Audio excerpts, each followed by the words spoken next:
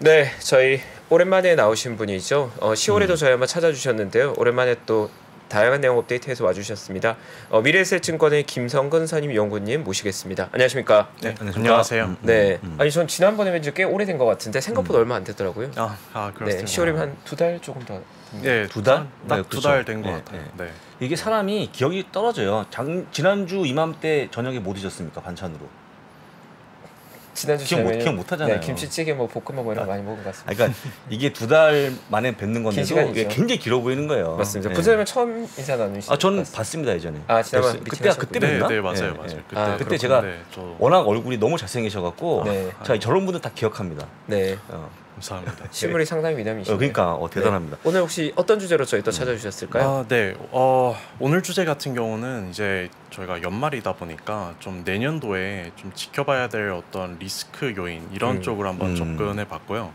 이제 그런 측면에서 유럽의 그 천연가스 확보 그게 약간 올해에도 굉장히 이게 이슈가 컸었는데 이게 내년 되면은 아무래도 확보하기가 더 어렵기 때문에 이제 이거와 관련해서 좀 두 가지 어떤 매크로적인 리스크를 생각해 볼 수 있을 것 같습니다. 하나가 이제 달러 강세가 될 것 같고 또 하나는 이제 인플레이션 쪽에서의 어떤 가격 압력 뭐 이 정도 될 것 같고 그래서 이제 그 내년도 들어서 유럽이 천연가스를 확보하기 위해서 어떤 방법을 취하고 거기에서 좀 어떤 투자 수단이 있으면은 그런 게 좀 탐구해보고 그런 내용입니다. 네, 이건 그러면 어떻게 보면 많은 사람들이 올해 유럽을 천연가스가 굉장히 많이 괴롭혔는데 사실 사람이 많이 두려웠던 건 겨울에 천연가스가 많이 부족할까봐 걱정했는데 비충주를 통해 위기 넘겼다고 다들 인식하고 있는데 문제가 내년에 또 그런 문제가 또 발생할 수 있다는 맞습니다. 거군요. 이건 좀 부담되는 중요한 뉴스인데요. 이게 여기 나와 있는 그 가격만 일단 보더라도 그 여기 유럽 천연가스 가격이 나와 있잖아요. 그래서 요때 3월에 이때가 이제 우크라이나 전쟁 발발했을 때고 이제 이때 7월 이때가 러시아가 한창 공급을 차단하니 많이 이제 이 이슈가 불거졌을 때 가격입니다. 그래서 근데 이제 그 유럽이 이제 올해 사실 그 천연가스 비축 량을 이제 80%까지 높이겠다 이런 목표를 세웠었는데 이거를 좀 많이 초과해서 달성했거든요. 95%까지 달성을 했어요. 그래서 이 목표가 달성되니까 요 천연가스 가격도 이제 좀 안심을 하면서 다시 하락한 상황인데 문제는 이 비축하면 이제 겨울에 또 쓸 거 아닙니까? 그럼 내년에 다시 이걸 채워야 되는데 내년하고는 올해하고는 그러니까 올해에 비해서 내년에 채울 수 있는 수단이 좀 더 좀 어려워질 수 있기 때문에 제가 이걸 좀 리스크라고 보고 있습니다.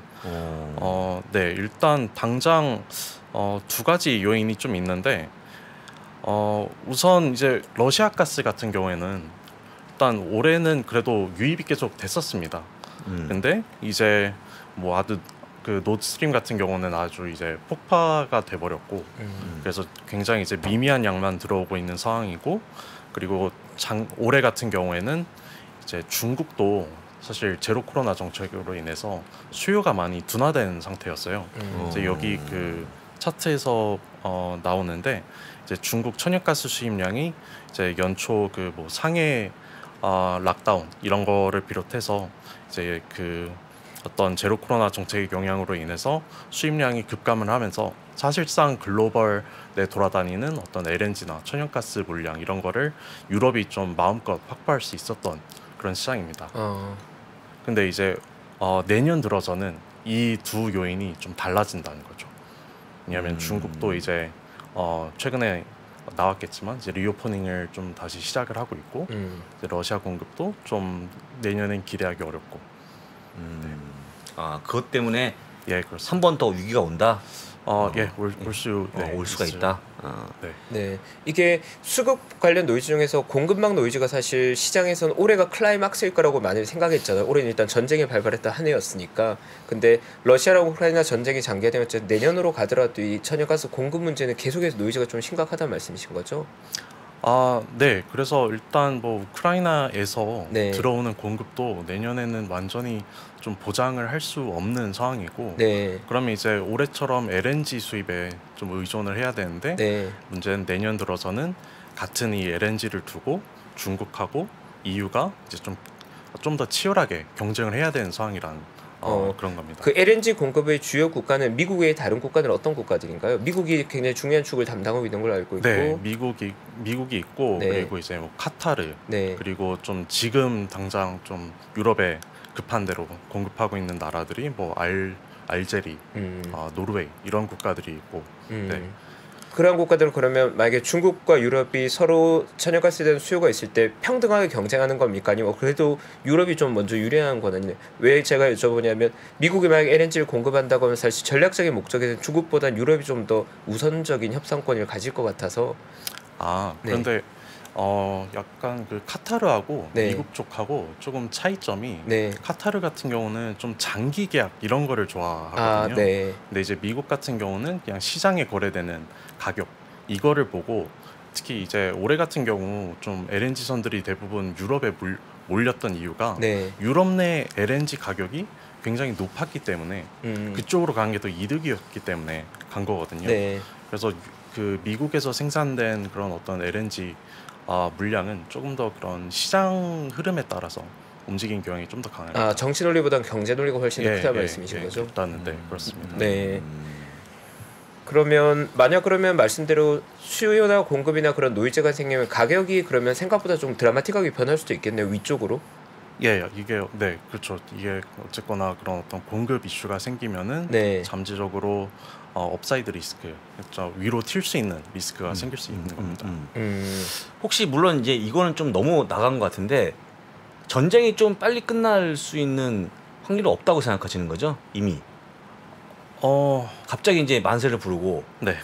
이제 그만두고 푸틴이 이제 뭐 미안하다 라고 하면서, 아니 뭐 왜냐면 뭐 그냥 그럴 수 있잖아요. 뭐 네. 예측이 불가한 거니까.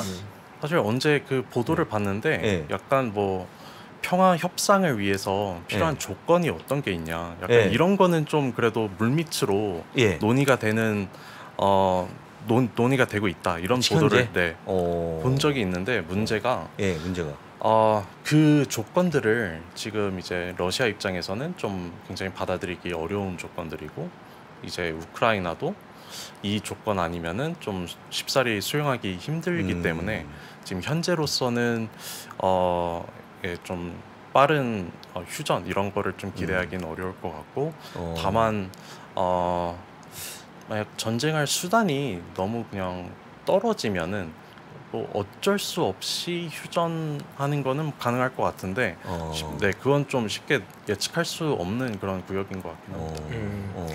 그러면 과연 내년도를 봤을 때 유럽이 조달해야 되는 천연가스의 총 볼륨이 어느 정도나 많이 부족한 겁니까? 네, 그거 관련해서 네. 이제 IEA가 네. 이제 그 보고서를 냈었거든요. 그래서 IEA가 계산하기로는 이제 내년도에 러시아산 공급이 완전히 차단되고, 중국 LNG 수입도 좀 어느 정도 회복되고, 그렇게 가정을 하면은 내년도에는 이제 21년도 기준으로 EU 전체 가스 상량의 한 6.6% 정도가 부족할 것 같다, 이런 결과를 내놨습니다.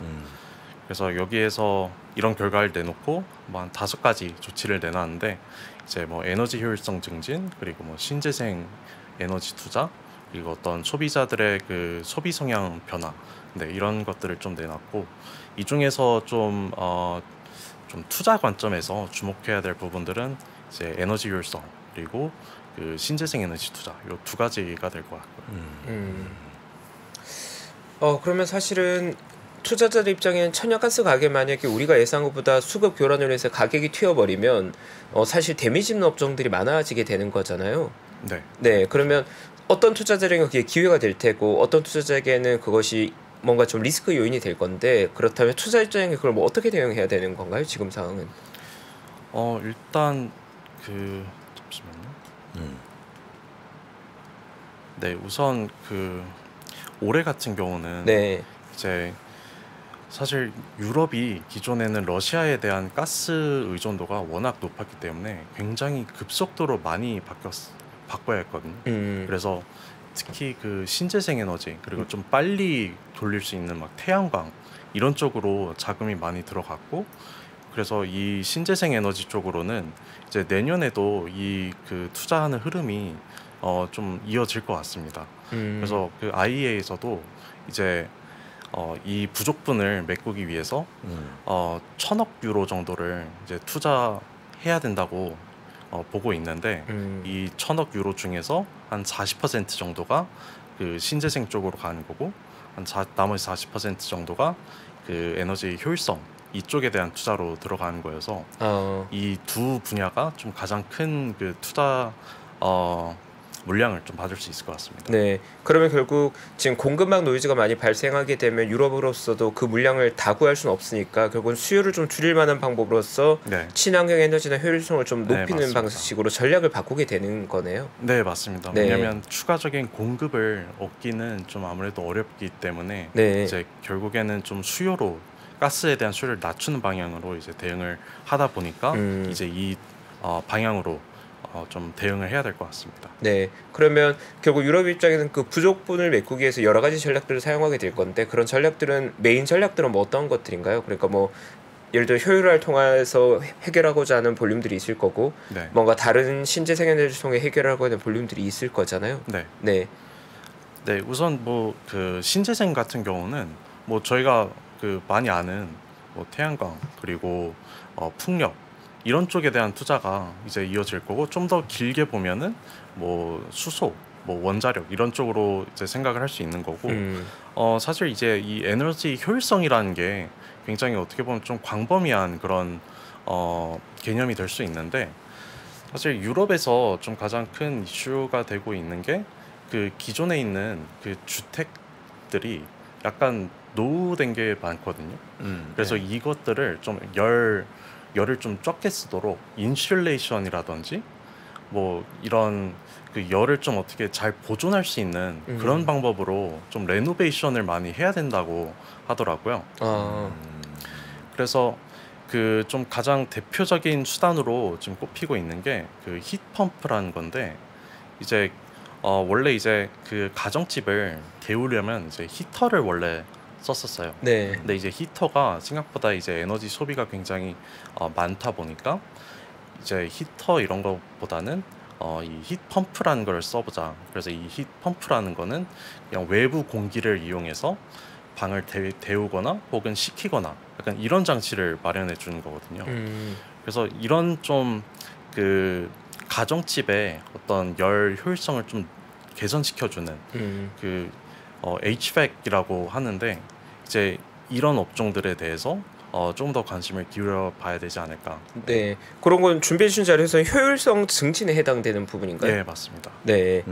그러면 효율성 증진이나 뭐 신재생 에너지 뭐 이런 여러 가지 전략들이 있을 수 있겠네요. 네, 네. 그렇습니다. 네, 맞습니다.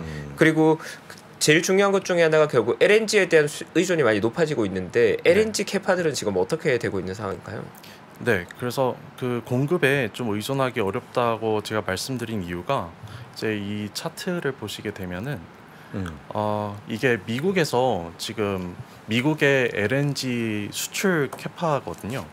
그런데 이제 미국에서도 이제 LNG에 대한 수요가 늘어나다 보니까 여기에 대해서 투자가 많이 이루어지고는 있는데, 이제 이 투자의 그 결실이 좀 실질적으로 나타나는 시기가 여기 보시면 나오겠지만 24년부터입니다. 그러네요. 그래서 24년부터 이제 조금씩 이 캐파가 늘어나기 시작하는데, 그러다 보니까 이제 23년은 사실 그 올해랑 크게 다를 바가 없다는 거죠.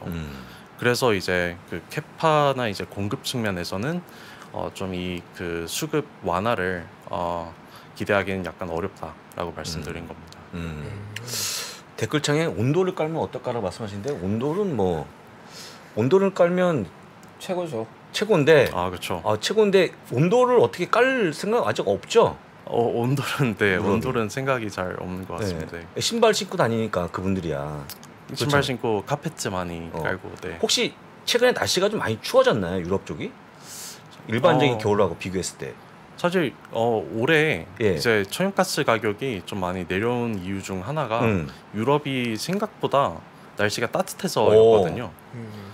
근데 그 뭐 날씨 측면에서는 이게 날씨가 지금 최대 리스크긴 한데 그러니까요. 왜냐하면 이제 겨울 중에 날씨가 혹여나 추워지기라도 하면은 이 95%까지 쌓아놨는데 이게 생각보다 빨리 쏟으니까 빨리, 그렇죠. 네, 예. 그게 좀 리스크긴 한데 지금까지는 네, 추운 날씨는 아니라고는 합니다.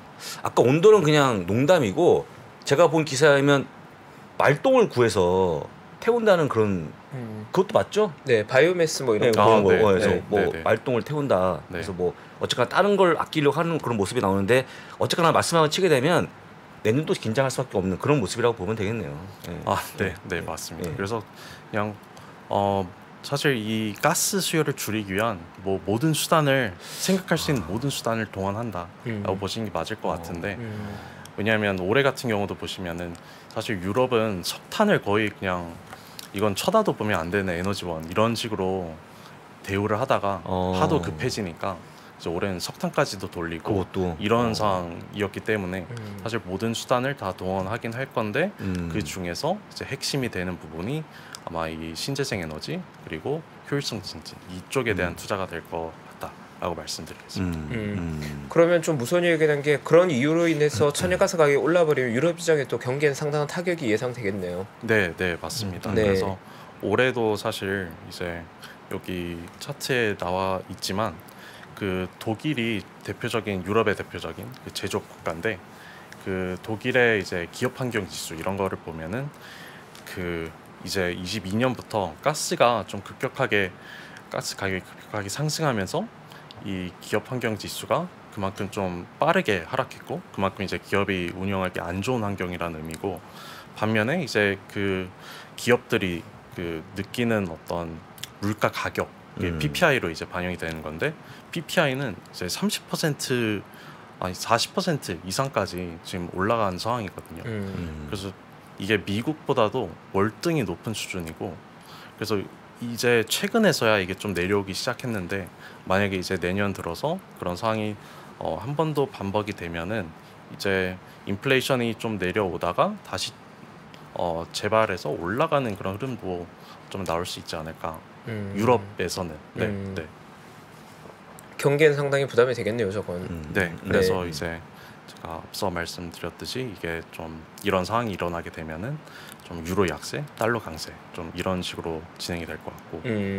이 달러 인덱스의 구조를 보면 사실 유럽의 경기가 꺾여버리면 달러는 또 혼자 치솟는 구조로 되어 있잖아요. 네, 맞습니다. 네, 그러면 내년도도 위원님 보시기에는 올해 봤던 우리가 굉장히 높았던 달러 강세, 뭐 인덱스 기준 115, 원달러 환율 기준 1,450원 이런 구간이 재현될 수도 있다 보시는지. 그 정도까지는 사실 생각은 하진 않는데 네. 지금 거래되고 있는 달러보다는 충분히 높아질 수는 있을 것 같습니다. 반드시 뭐 꼭 이 이슈뿐만 아니라 이제 뭐 내년도 뭐 통화 정책이나 이런 측면까지 감안했을 때 네, 달러가 현 수준보다는 높아질 여지는 좀 있다고 보고 있습니다.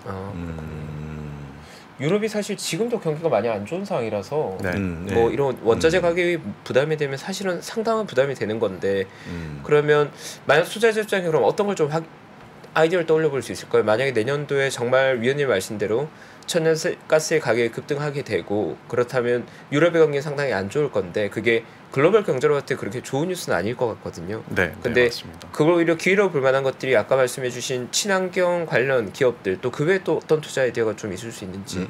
네, 그러네요. 우선 이제 저희가 그 내년도 좀 전망을 이제 좀 말씀드릴 때 네. 아무래도 이제 뭐 유럽이 가장 좀 경기가 부진하긴 하지만 경기가 부진한 건 이제 미국도 사실 마찬가지이기 때문에 사실 좀 업종 단위로 보게 되면은 올해도 그랬지만 올해 그 경기 방어 성격의 업종의 강세가 좀 이어졌는데 이런 네. 것들이 그래도 내년 상반기까지는 좀 더 이어질 수 있다 이렇게 얘기를 하고 있거든요.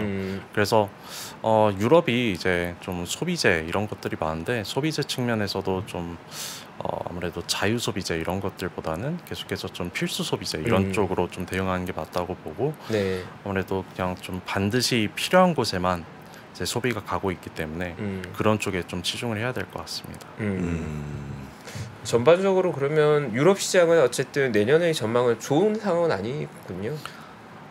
네, 뭐 시장 내에 뭐 좋은 그런 어떤 뭐 틈새가 분명 있기는 하겠지만 전반적으로 봤을 때는 그렇게 좋아 보이는 환경은 아닐 것 같습니다.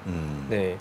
그러면 보통 이제 사람들 생각에 친환경 에너지라고 하면 태양광이나 뭔가 이제 에너지원을 대체할 만한 부분들은 우리에게 비교적 좀 익숙한 것 같고요. 뭐 클린 에너지라고 불리는 섹터가 됐던 그린 에너지라고 불리는 네. 섹터가 됐던 그런 반면에 아까 전 말씀해 주신 대로 뭐 그 가열하는 방식을 바꾸거나 이런 에너지 효율성을 바꾸는 전략들은 사실 미국이나 아시아 국가보다 유럽이 훨씬 더 발달해 있을 것 같은데 직관적으로 그러한 영역에 속한 기업들도 매력적인 좀 기업들이 있나요, 유럽에는? 네, 제가 잠시만요.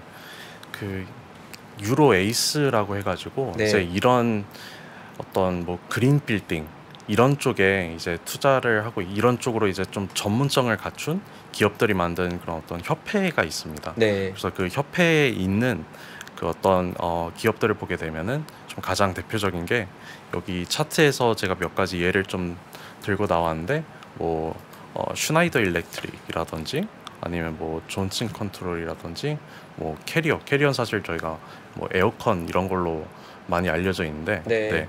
그것도 해당이 되고 이제 뭐 일본 내에서는 이제 다이킨이라는 기업도 여기에 해당이 됩니다.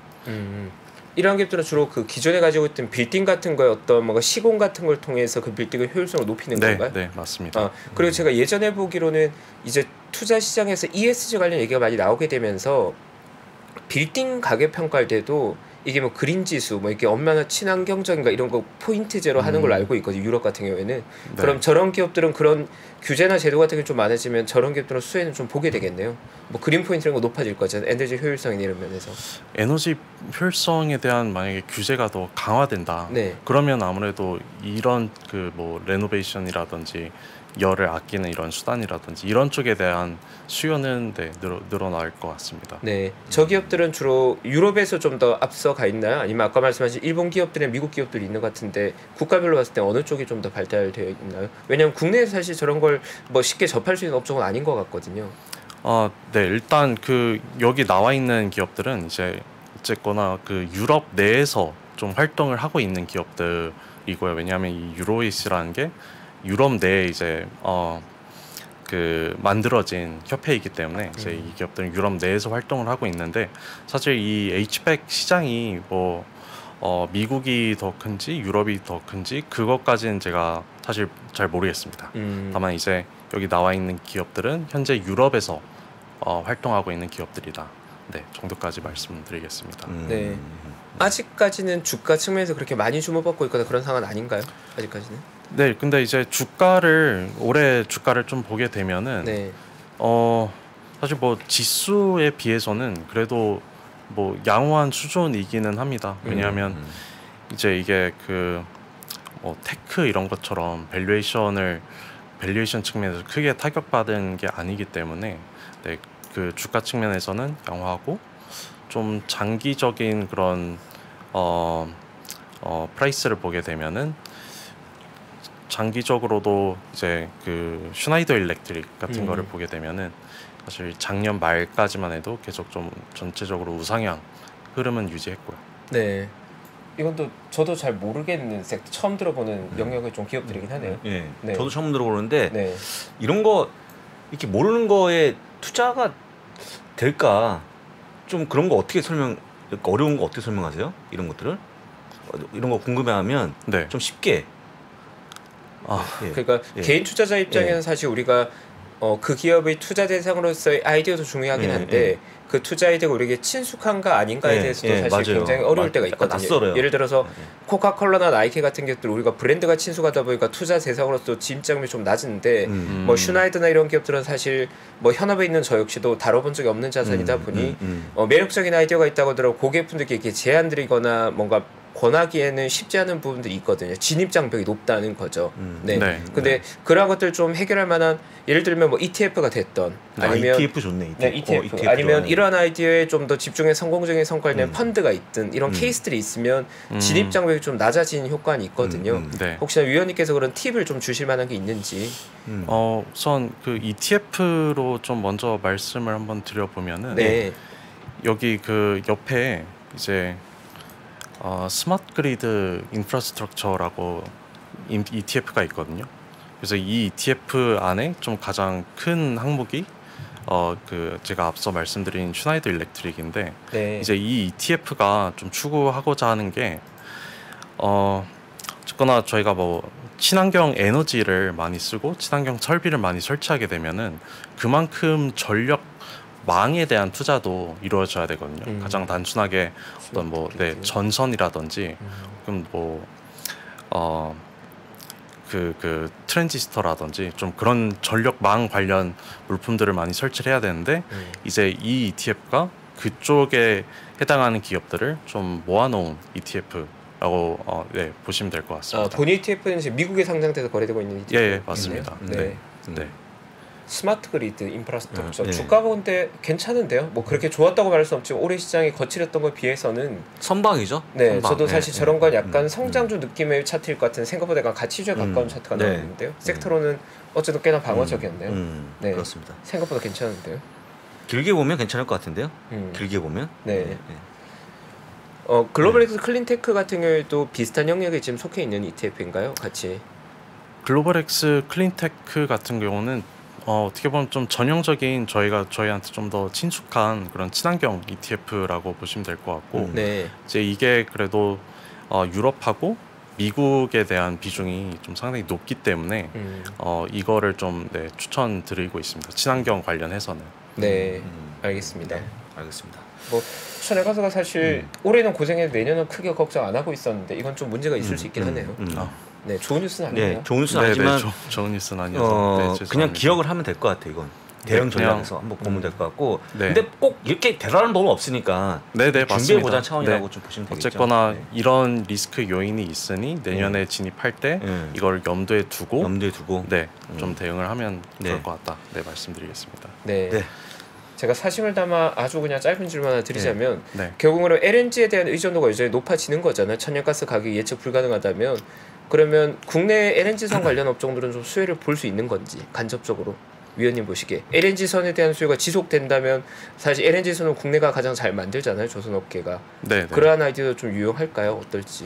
위원님. LNG 전체적인 그 시장이 커지면은 국내 어떤 LNG 선이나 이쪽에도 들어가는 수요는 충분히 있을 것 같습니다. 네. 그러니까 예전보다는 LNG에 관련된 중요성이 좀 더 높아지는 것 같긴 하더라고요. 어쨌든 이동이 가능하고 유연하게 대응 가능하고. 네. 저는 오늘 이야기 들으면서 LNG선 관련 좀 수요는 있을 수 있겠다는 생각이 들긴 하네요. 천연가스가 만약 올라간다면. 그렇죠. 네. 수혜가 보겠죠. 네. 알겠습니다. 네. 알겠습니다. 오늘 저희 김성권 선임 연구원님과 같이 천연가스 내용 업데이트 해봤고요. 오늘 저에게 약간 어렵게 느끼지 못했었는데 어제 잘 정리해주셔서 감사합니다. 좀 쉽게 설명을 제가 좀 더 드렸어야 되는데 아닙니다. 잘 들었습니다. 네, 감사합니다, 의원님. 다음에 또 찾아주십시오. 네, 감사합니다. 네, 감사합니다. 고맙습니다. 네, 저희 천연가스 업데이트 한번 해봤고요. 이거 약간 좋은 뉴스는 아니라서 깊게 듣다 보면 약간 고민은 생기지만 어제는 좋은 공부를 한 것 같고요. 저희 잠시 후 저희 부사장님께서 오늘 테슬라 특집 내용 조금 담겨있는 3부 바로 이어갈 예정이니까요. 광고 잠시 보고 금방 돌아오겠습니다.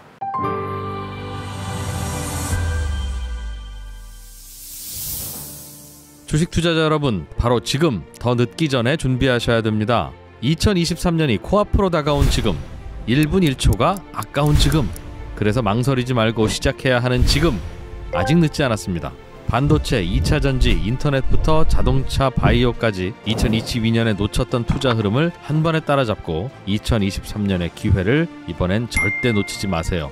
3프로TV 2023 베스트 투자 전략 12월 31일 다시 없을 혜택이 종료됩니다.